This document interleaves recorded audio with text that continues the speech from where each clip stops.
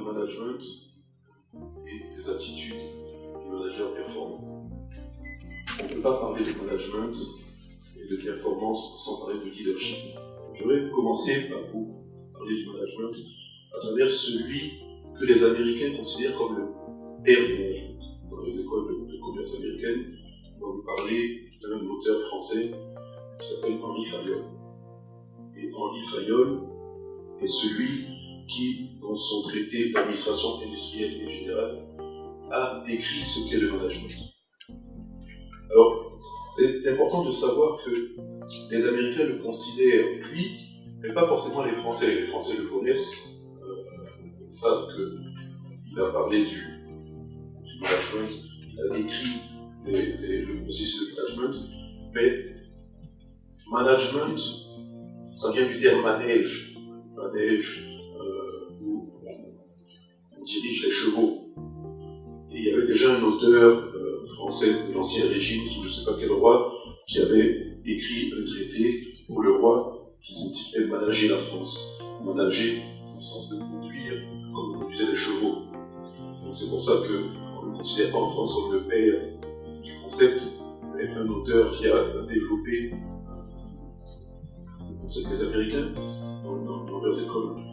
Donc tout simplement en disant, c'est lui qui a décrit, donc pour vous c'est lui le père. La première, c'est prévoir. Anticiper, planifier, savoir où l'on va. 1. Prévoir. 2. Organiser. Le manager est un organisateur. Munir l'entreprise de tout ce qui est utile pour son fonctionnement. Ressources humaines, ressources financières, matérielles. 3. C'est commander. Indiquer les tâches et instructions aux membres de ce qu'il appelle le corps social. Corps social. 4. Coordonner, c'est-à-dire mettre en harmonie entre tous les actes d'une entreprise de manière à en faciliter le fonctionnement et le succès. Et enfin, la 5e, c'est contrôler, vérifier, être sûr que ce qui a été mis en œuvre et appliqué est bien appliqué et voir ce que l'on peut corriger. Le manager tient son autorité de la hiérarchie qui le désigne comme tel. Son pouvoir est avant tout lié à l'organisation hiérarchique de l'entreprise. Vous êtes directeur de tel département, vous êtes le leader de ce département. Il est centré sur la tâche qu'il donne, dispose d'une équipe formelle sur laquelle il exerce son autorité, organise, contrôle, coordonne l'activité de son équipe. Il y a des objectifs qu'il cherche à atteindre et il peut être perçu souvent comme une source de rigidité et de complexité. Le manager est, dans une entreprise, un cadre qui a une responsabilité, soit au sein de l'équipe de direction, et on parle de cadre dirigeant.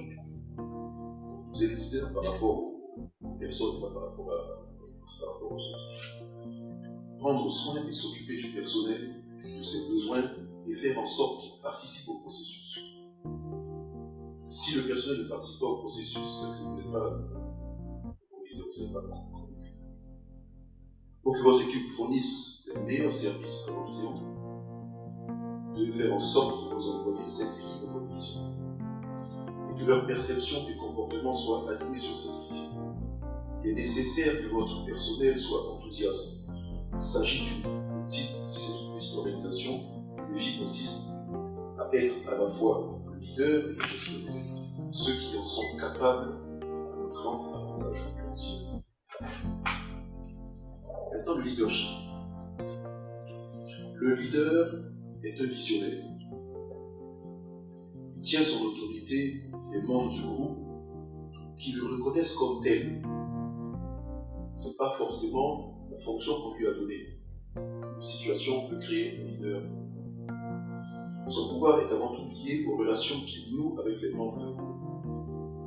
Il est centré sur les personnes, il est au centre d'un groupe qui lui reconnaît l'autorité informelle. Il propose influence et est moteur au sein de son groupe, motivation et initiative. Il a une vision et cherche à la réaliser. Il peut être perçu comme source de dispersion et de désorganisation. forcément, si vous avez, il est opposé à quelqu'un d'autre, lui est peut-être perçu comme perturbateur. Le leadership, c'est la capacité d'une personne à influencer et à fédérer un groupe pour atteindre un but commun dans une relation de confiance mutuelle et pour une durée limitée. Ça, c'est important. Le leadership est une autorité d'influence basée sur les relations que le leader noue avec les membres d'un groupe. Être un leader est une reconnaissance et non un statut. Vous n'êtes pas leader indéfiniment. Et les mots-clés, la communication, la motivation, la confiance, l'adhésion, la vision, l'écoute, la coopération et l'originalité. Les caractéristiques principales d'un leader fort sont les suivantes: l'honnêteté et l'intégrité, la vision et l'inspiration.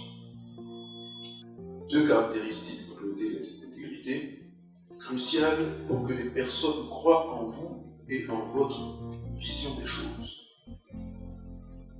La vision, il s'agit de la faculté de savoir où vous vous trouvez, dans quelle direction vous vous dirigez et comment vous pouvez y parvenir avec votre équipe. Source d'inspiration pour votre équipe, afin que ses membres comprennent leur rôle dans cette vision d'ensemble.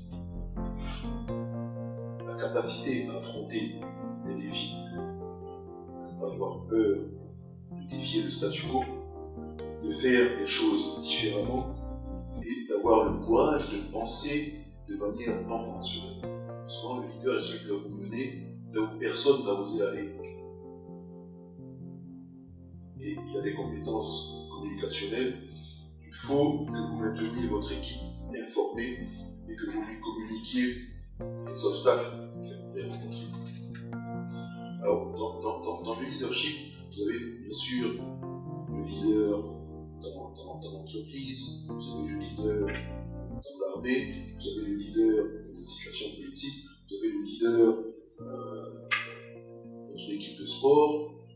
Donc, il y a plusieurs situations. Vous pouvez avoir un leader sur le long terme et sur le court terme, sur une situation précise où il y a une crise quelque part et dans le groupe ici, il y a quelqu'un qui émerge pour nous sortir de cette crise et nous sauver, et puis après son rôle est terminé. Il y a différentes situations de leadership.